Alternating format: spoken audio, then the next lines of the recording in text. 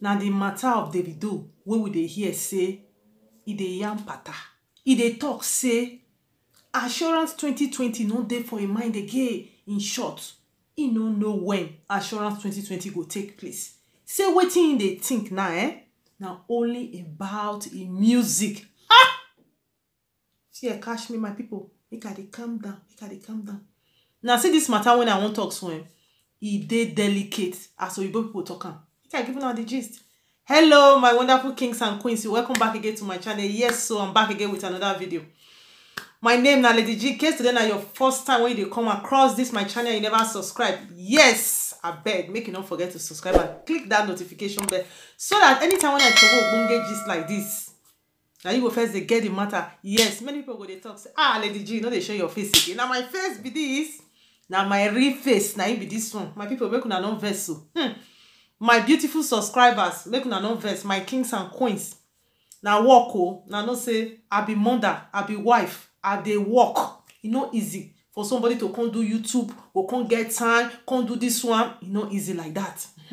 So today now I just get the free time because say we dey experience small thing when they call lockdown now. Hey, be like say we dey house. I can't show my face, so make una self see am. So my people, the gist wey dey for ground today, na about Davido.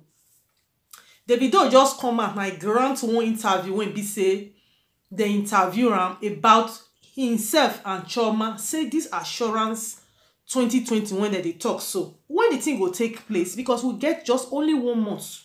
Only 1 month now it remain. 2020 will be history. So this one are the thing when you come out, when you promise us. So when the thing won't take place, when the real thing won't take place, like Davido come pumato, it can the yam pata. My people, this matter when I want gist with now, so I not just want gist time like that. Oh, when I will get small patient, I go gist time. I go drop the video for now when Davido they take him out, they yarn the thing. Make una self hear about una self. Make una not think say I dey forge waiting at the talk. So now like this the matter they start to. They come to and say assurance 2020. What can they happen now? What's up? What can make and be like say the thing they drop for ground like ogbolo. Then Davido come talk say, no be say the thing they drop for ground like ogbolo. Yes, it be really get am for mind. But now anything that they call assurance 2020, no they mind again. Now the person when they interview and come and say that means now assurance 2021. Davido say no. He say even 2021 self. He not there assured because he don't even know when and when we go do the thing again. Now we come say make una see matter out. Davido, he never reached 2 months for here when he be say Ebuka interview you. You can't tell and say assurance 2020 say na lockdown now he make the thing not come work again. Say now June self now you be program the thing put say as soon as this lockdown come out, say you go do the whole thing, you go do the whole show. Everybody come stretch neck, you can't wait for the rice and the money. Now why you can't come out say the thing not even there your agenda again? Say now music now be the thing when be say you dey think of now. Say anything like that if you don't even know when it could take place. The thing come be like shock to many people. Now the video say yes now true now. So in talk to Ebuka, but right now they tell now say not be in mind they talk that thing before because that thing now because people they pressure am. Ha! Make una see the video. He say people they pressure am, people they pressurize am, people they disturb am. Marry Chioma. Now he make I be one marry at that time. But the time when he can realize say what thing they do so now mistake they make. He won't marry Chioma because people they talk and be because he won't really marry Chioma. Now he come backslide. Now he come slide. Hey my people. When I not say this Davido, you know they carry last. He dey sabi the pen lie, you know. He sabi arrange the lie. He go arrange am when he say, you know, we will feel quick get am. This one at Davido when he come out, he tell us say assurance 2020. Before he do that assurance 2020, he use and make music. As he make that music of assurance finish, now he come carry another one that they call Chioma my love. He come throw one for his side. Now that one can just conclude everything. Everybody come talk say, Chioma, now he be the chosen one. As he come visit the matter, see they go, now Chioma come still carry another one, come still put for his side. He come give him one fine baby boy, they call it fine. I don't see the whole matter. The whole matter don't seal.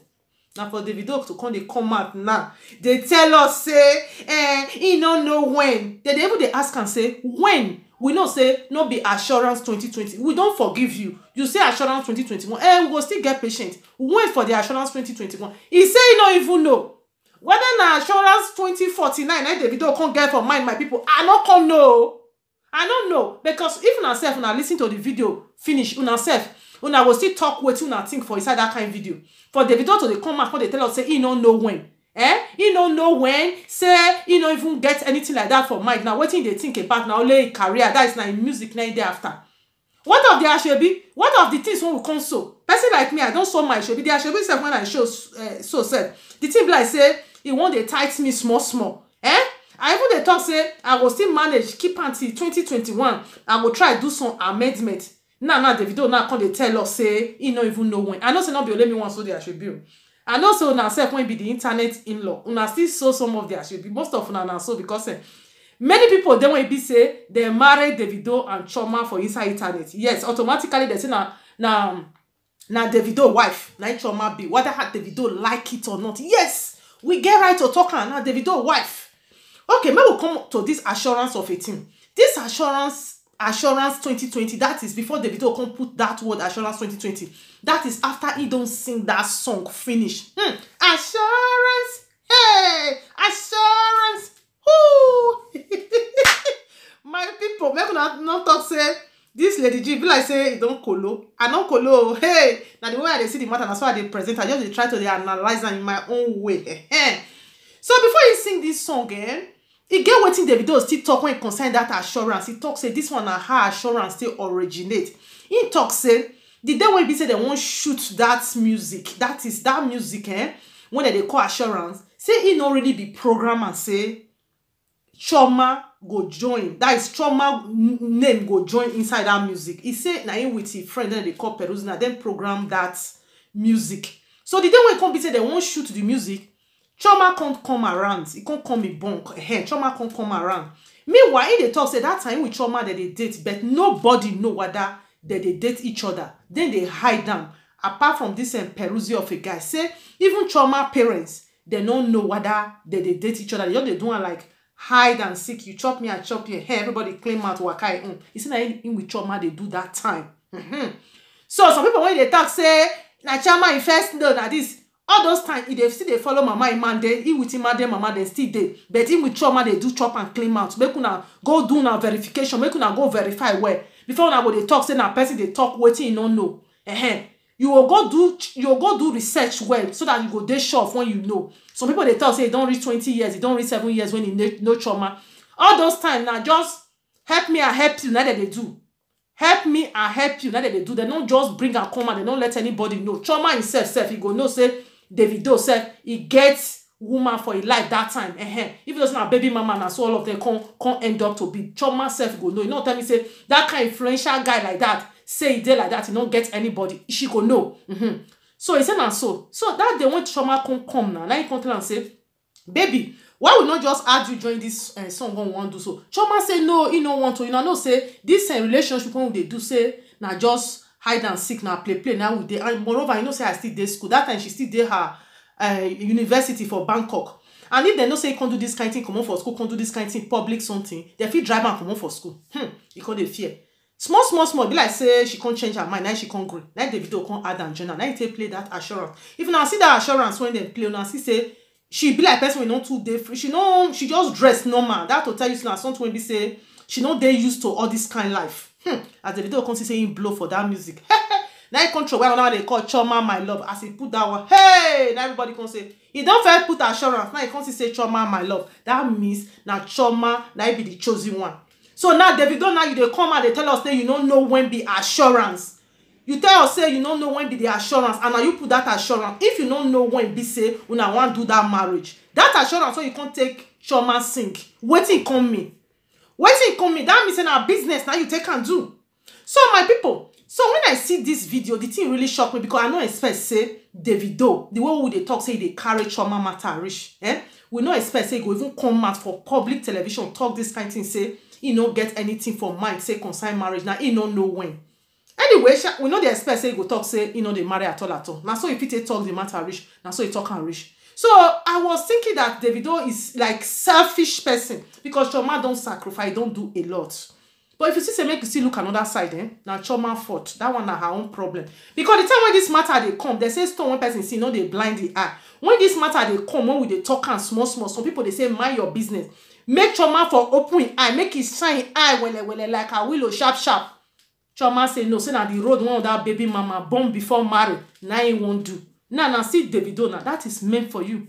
You know if 100%, you know if you just give them that trust. If you say don't born one, you want if you born one, you know say you go born two, you go born three, you go born four. If you talk say you no go marry you again tomorrow after you don't born three, Chioma not get anything when you go feed do. Now she go lose because when you don't born one, you don't be half past one. It's different from woman when never born before. Before you go see man when go settle with you, it not go easy like that. So with that one, Chioma go the manage and they go like that. He go take the video though anyway when he see him.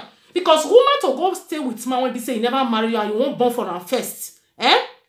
Say after that one, maybe go come they consider marriage, the man not go value you again because everything when you find for housewife, you dey see, you dey cook, you dey clean, picking you born everything. What do you want come do that commitment for again? So that anything when you do, you go tell say, hey, Davido, you not get the right, I'm your legal wife. Davido not want that kind of thing. Davido not they think of marriage for now. Where they make all this video before they say Davido not get that agenda that they call marriage for now for a diary. Many people they think say they exaggerate. Now see I say you don't they open up small. So my people, I go drop the video for now. I want to make una self still watch and make una still talk with una see for this video. Now here I go hang the matter now. I know say more updates today for this matter. I go still give una more. Hey, if you still they come. I hope to see you on my next video when you know what to take for now. But if you never subscribe, don't forget to subscribe and click that notification bell. Hope to see you on my next video. Have a blessed day. Bye bye. You know, like having our own, like it affected the relationship like me a lot. Do you understand? Because like she's getting like 5,000 messages from people that don't even have faces to accounts. Right. Saying nonsense, hate messages. Because how do you want somebody that has gone from being private to overnight? Even our parents used to get hate texts, like crazy. What kind of hate texts? What are they hating on? Just nonsense. Like, it came really, really bad. And I was like, damn, people are just... Right. People just don't like something good. It was crazy. So, you know, it's affected our relationship a lot. So even that time, when I decided to just go offline, I just started to like, look, we're not saying anybody anything. Because like before, you know, Assurance, the video, like stuff was so cool. Like, do you understand? Like, so the dynamics really changed even between you guys once it became a public relationship. Yeah. It now became like everybody's relationship. Yeah. Kind of. Like imagine me walking through the airports. Don't like walk in the airports. I remember like, I think I was in Barcelona or somewhere crazy. Oh my, just pushed me back. Like, but I married my in-law. I'm like, bro, like, what the? I think there's like, this place where when you're a public figure, people feel like they have a right to be part of your life in so many ways.